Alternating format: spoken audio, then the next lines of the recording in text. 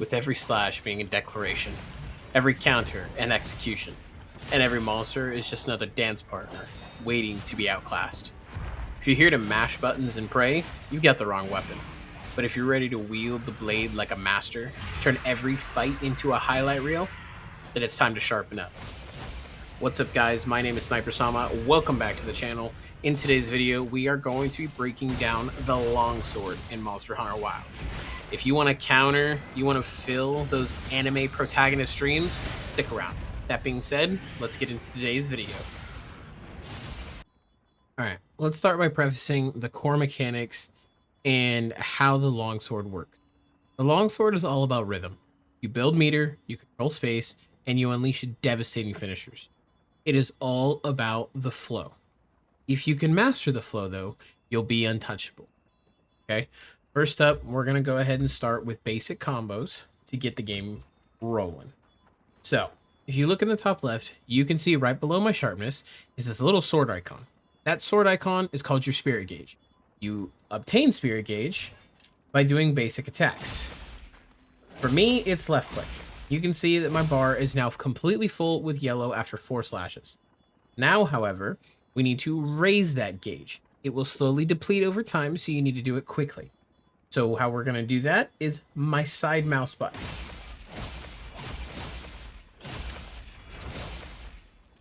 And now my gauge is highlighted in white. What you need to know is that red is the cap. So what we're going to do is we're going to make it go up to red. The way you do that is by overhead slashes, left clicks, and then, at least for me, side mouse button. There is a faster way to obtain that red gauge than having to do this combo every time. And that would be breaking a wound. Let's see if we can get a wound before we continue. There we go. Now that we have the wound, we can do our focus strike. Focus strike is whenever you destroy a wound, you will gain 1 level of your spirit gauge. The thing about it, though, is that that goes for all wounds that are destroyed. So if I were to destroy, say, 2 wounds and I was at white on my spirit gauge, I would go up to red. But since we only have 1 and I'm in yellow, I'm only going to go up 1 level, which is into red. So let's go ahead and destroy that. Boom, up into red. Now the combo changes a little differently when you're in the red gauge. When you're in red gauge, you get to do crimson slashes, which are much faster, much flashier looking attacks. As well as it unlocks a whole new plethora of really cool combos. So I'm going to show it and then I'll break it down for you. Spirit Thrust, Spirit Helm Breaker, Spirit Release. If you're a fan of anime like I am, you already want to play this weapon just because you saw that. So let me break this down. Now, to activate Spirit Helm Breaker, you need 2 things. 1, to make connection with Spirit Thrust. And 2, to have at least 1 level of spirit gauge. So I was at yellow, now I'm at white. If I connect with Spirit Thrust, I get to do Spirit Helm Breaker. Okay? Next up, to get the full slash,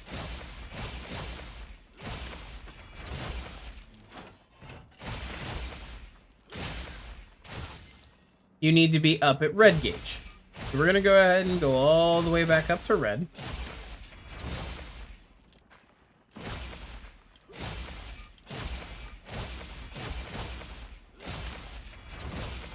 Perfect.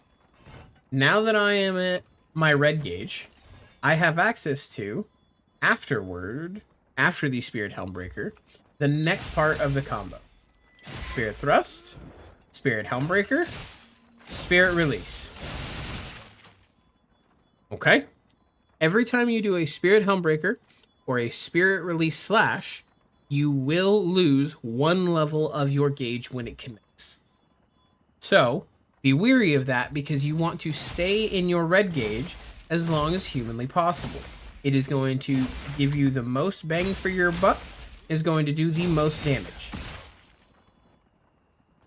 Now that you know how to build your spirit gauge, I'm going to show you Another way that you can make it a little easier on yourself so you don't have to just keep hitting the monster.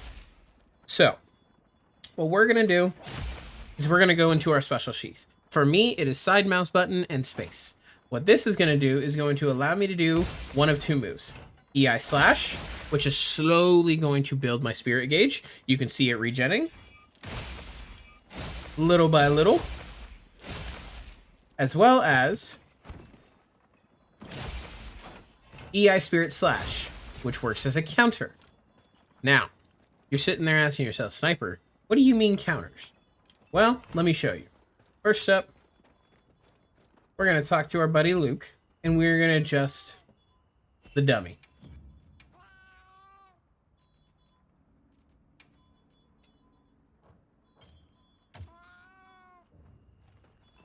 Now that the dummy has been set to smash, you get to see what the longsword is known for. Counters.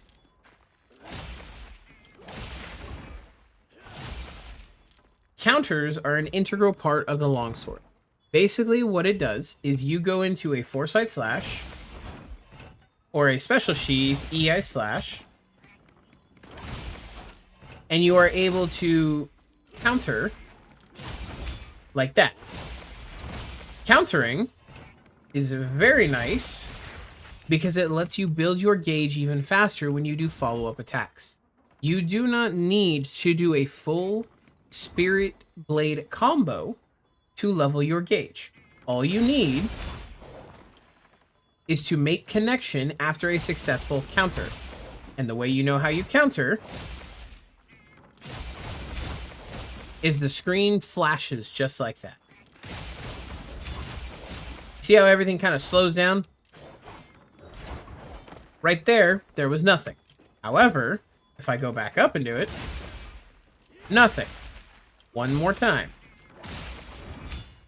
The whole screen flashed, I connect with my Spirit Roundhouse Slash. Spirit Roundhouse Slash is going to be the way you level it up. As long as you do your combo and make a connection with that attack, your gauge will progress to the next stage, with red being its maximum, so level 3. The idea behind Longsword is to use your counters to have constant 100% aggression on the monster. You want to be absolutely decimating whatever it is that you're fighting. Once you do that, you get up into the red gauge, you go to town, you do some really cool looking moves, and just like that, you're no longer just swinging the longsword.